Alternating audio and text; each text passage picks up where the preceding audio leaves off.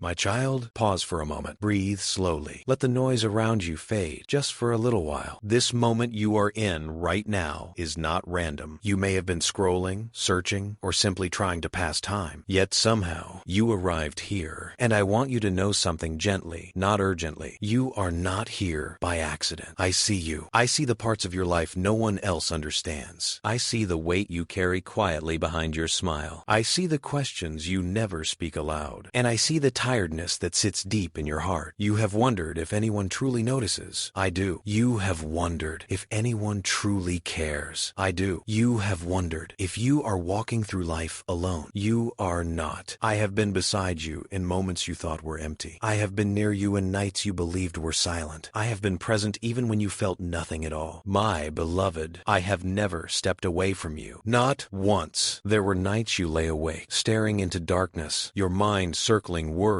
you could not quiet. You remember them, the heaviness in your chest, the thoughts that would not settle, the fear that tomorrow might feel the same as today. You whispered prayers then, sometimes words, sometimes only tears, and you wondered if they reached anyone. Every one of them reached me. Not one was lost, not one was ignored, not one was unheard. Even the prayers you could not form into sentences, the ones that lived only as pain in your heart, I understood them completely, because I understand you completely.